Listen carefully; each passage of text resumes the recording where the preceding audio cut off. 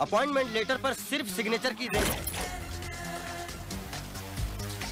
इस सीन का असल जिंदगी से कोई मतलब नहीं है, खासकर चुनाव आयुक्त की ज्वाइनिंग से तो बिल्कुल भी नहीं।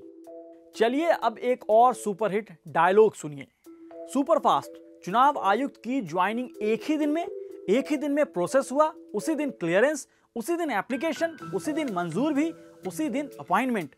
फाइल ने 24 घंटे का सफर भी पूरा नहीं किया। लाइटिंग स्पीड से काम। दरअसल जहां सरकारी फाइलों को लटकाने और अटकाने की इबारत लिखी जाती हो, वहां चुनाव आयुक्त की ज्वाइनिंग एक दिन में हो जाए तो सवाल उठना ही था कि भाई ऐसी भी क्या जल्दी थी। सरकार ने जो किया उसे लेकर मामला अदालत में है, लेकिन कुछ वक्त से चुनाव आयोग सवालों के घेरे में है। कभी ईवीएम, कभी वोटों की गिनती में हेरफेर, कभी पारदर्शिता पर सवाल। इसलिए हम पूछ रहे हैं, जनाब ऐसे कैसे? सुप्रीम कोर्ट ने आईएएस ऑफिसर अरुण गोयल को चुनाव आयुक्त यानी इलेक्शन कमिश्नर नियुक्त करने के केंद्र सरकार के फैसले पर सवाल उठाया है। दरअसल ये सवाल इसलिए उठ रहा है कि union ministry of heavy industries में सेक्रेटरी अरुण गोयल ने अपने रिटायरमेंट से कुछ दिन पहले ही 18 नवंबर 2022 को वॉलंटरी रिटायरमेंट ले ली। एक ही दिन में कानून मंत्रालय ने उनकी फाइल को मंजूरी दे दी। 4 नामों की लिस्ट प्रधानमंत्री के सामने पेश की गई।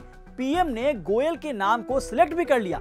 गोयल के नाम को 24 घंटे के अंदर राष्ट्रपति से मंजूरी भी मिल गई और गोयल जी ने नए इलेक्शन कमिश्नर के रूप में 21 नवंबर 2022 को कार्यभार संभाल लिया। अब चुनाव आयोग से जुड़ी याचिकाओं पर सुनवाई के दौरान अदालत ने कहा है कि हमें एक ऐसे चीफ इलेक्शन कमिश्नर की जरूरत है जो प्रधानमंत्री के खिलाफ भी कार्रवाई कर सके। सोचने की बात है कि आखिर इतनी बड़ी बात अदालत को क्यों कहनी पड़ी? क्यों सरकार, चुनाव आयुक्त और चुनाव आयोग पर गंभीर सवाल उठ रहे हैं? क्यों बार बार चुनाव आयोग के साथ ट्रांसपेरेंसी की कमी दिखती है? इस वीडियो में हम आपको आगे चुनाव आयोग के कामकाज, ईवीएम मैनिपुलेशन की आशंका, वोट काउंटिंग में गड़बड़ी के आरोपों, ईवीएम की देखरेख में लगे प्राइवेट इंजीनियरों से जुड़ी चौंकाने वाली सच्चाई बताएंगे।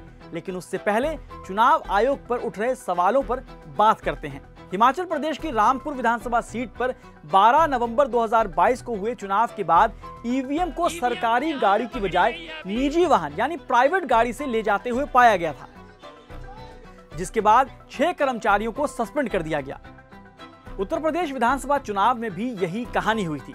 कई जगह प्राइवेट गाड़ियों में ईवीएम मिले थे, बैलेट पेपर मिले, जिस वजह से बनारस के एडीएम, बरेली में आरओ, एडीएम, सोनभद्र में एसडीएम पर कार्रवाई हुई और उन्हें हटाया गया था। हालांकि चुनाव आयोग ने बाद में ये कहा था कि वाराणसी में गाड़ी से बरामद की गई ईवीएम मशीनें जो हैं वो अधिकारियों के लिए मतगणना की ट्रेनिंग के मकसद से लाई गई। लेकिन सवाल है कि ये जिस ईवीएम की गिनती देश का भविष्य तय करती हो, वो बार बार संदिग्ध हालातों में क्यों मिलती है? अब आते हैं ईवीएम के मैनिपुलेशन की आशंका पर। क्विंट ने 2019 लोकसभा चुनाव में वोटों की गिनती को लेकर एक इन्वेस्टिगेटिव स्टोरी की थी। अपनी पड़ताल में क्विंट ने पाया था कि वोटों की गिनती के बाद कई सीटों पर मतदान से ज्यादा वोट काउंट दर्ज किए गए थे।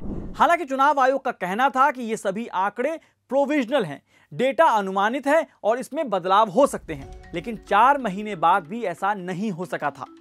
ईवीएम को लेकर एक और अहम कहानी देखिए।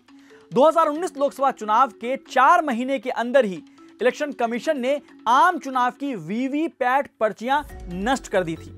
लेकिन चुनाव कानून 1961 के नियम 94B में कहा गया है कि किसी भी चुनाव की वीवीपैट पर्चियों को 1 साल तक संभाल कर रखा जाना चाहिए। लेकिन ऐसा नहीं हुआ। आखिर क्यों? किस बात की जल्दी थी?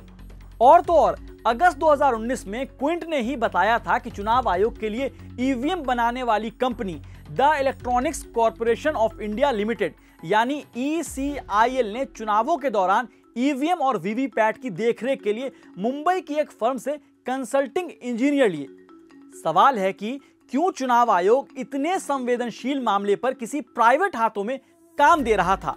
वहीं वोटिंग लिस्ट से वोटरों के नाम गायब होने की घटनाएं कर्नाटक से लेकर उत्तर प्रदेश विधानसभा चुनाव में देखने को मिली है।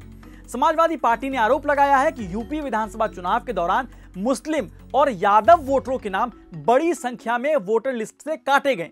इस पर चुनाव आयोग ने सबूत मांगे हैं। चुनाव आयोग और भी कई मामलों में विवादों में रहा है। साल 2019 के लोकसभा चुनाव में प्रधानमंत्री नरेंद्र मोदी पर चुनाव प्रचार के दौरान आदर्श आचार संहिता उल्लंघन के आरोप लगे थे। हालांकि चुनाव आयोग ने उन्हें क्लीन चिट दी थी, लेकिन यह फैसला एक मत से नहीं हुआ। 3 में से 1 चुनाव आयुक्त ने पीएम मोदी को क्लीन चिट देने का विरोध किया था।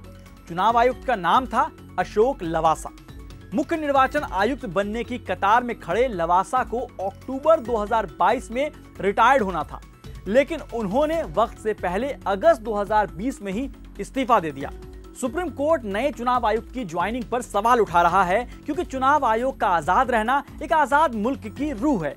सिर्फ कह देने भर से यह नहीं हो जाता कि चुनाव आयोग ट्रांसपेरेंट है, किसी दबाव में नहीं है, बिना पक्षपात किए काम करता है, बल्कि ये कहने से ज्यादा दिखना भी चाहिए। तभी लोकतंत्र मजबूत बना रहेगा। नहीं तो हम पूछेंगे, जनाब ऐसे कैसे।